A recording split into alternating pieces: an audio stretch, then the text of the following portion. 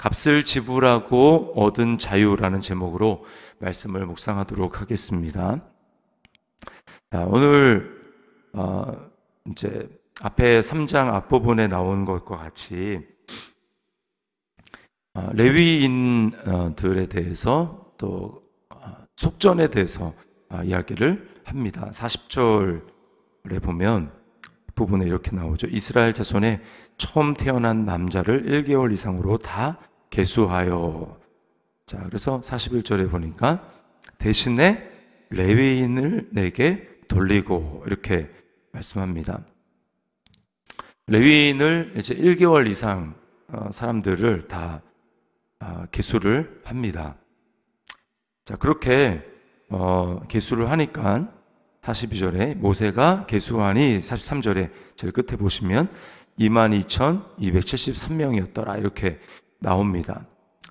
자, 모세가 이스라엘 사람들을 계수를 하니까 22,273명인데 레위인은 몇 명이었습니까? 레위인은 39절 어제 본문이었는데 39절 본문 제일 끝에 남자는 1개월 이상 된 남자는 모두 22,000명이었더라 이렇게 이야기를 하죠.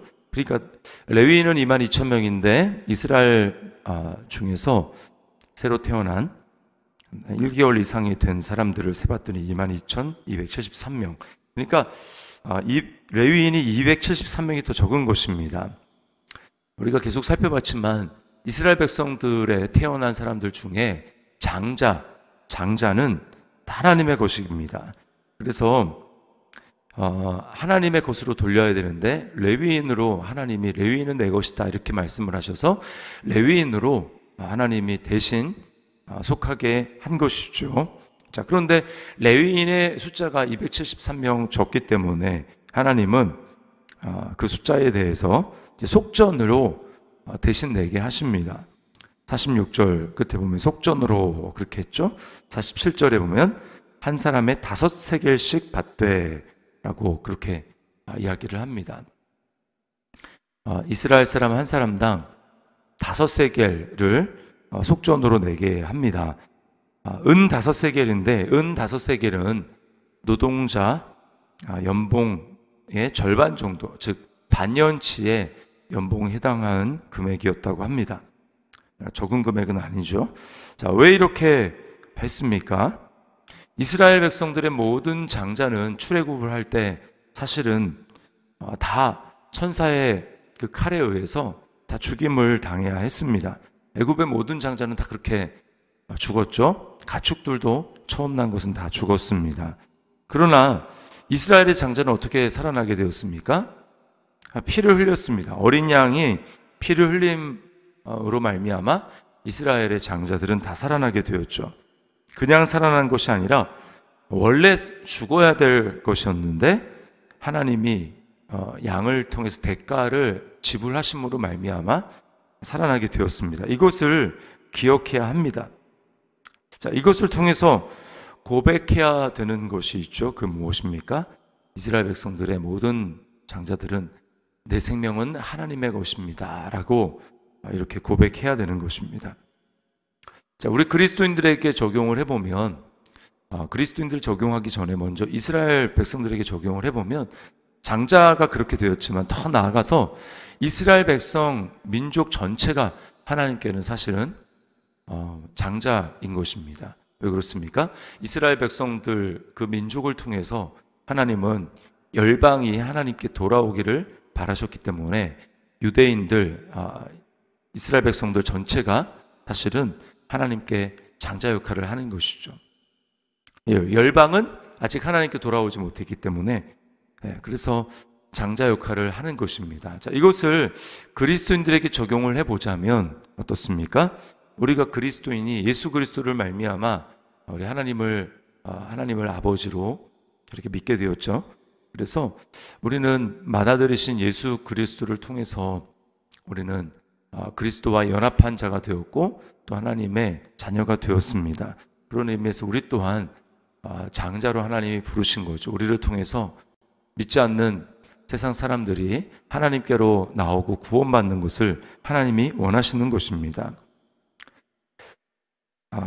성경에 보면 우리는 원래 이런 존재가 아니었고 모든 사람이 죄를 범하였음에 하나님의 영광에 이르지 못하고 하나님의 진노 안에 머물러 있을 수밖에 없는 존재, 하나님의 심판을 받아 멸망해야 될 존재가 우리였는데, 우리를 위해서 대신 속전을 지불해 주신 분이 바로 예수 그리스도이십니다.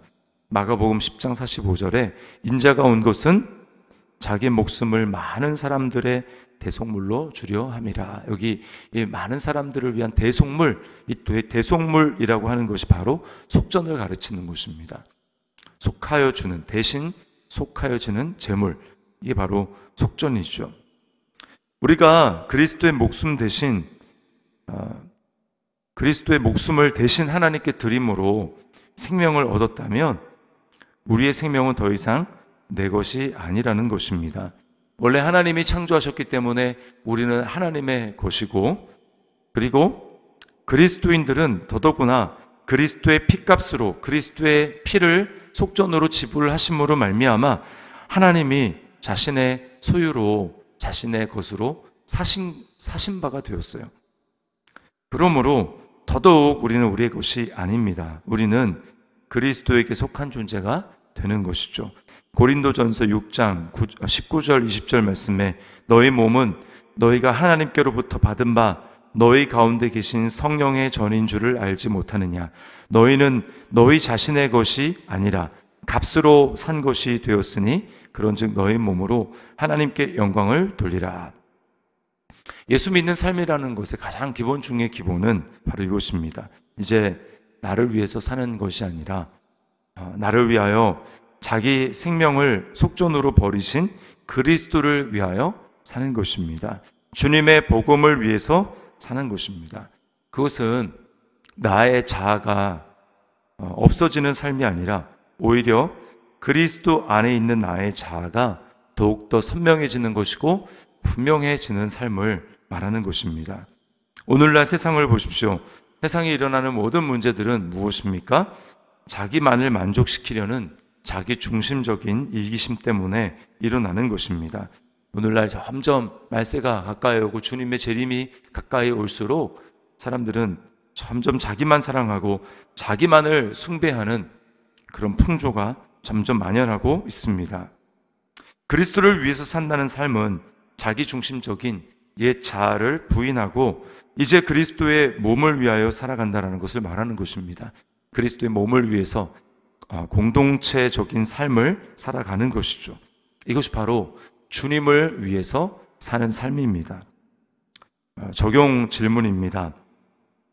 그리스도가 나를 위하여 영원한 죄의 속전을 지불해 주셨음을 믿습니까?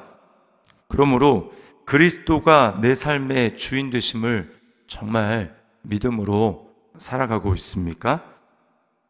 오늘 자기를 부인하며 그리스도의 몸을 위하여 또 공동체적인 삶을 위하여 내가 결단해야 될 것은 무엇입니까?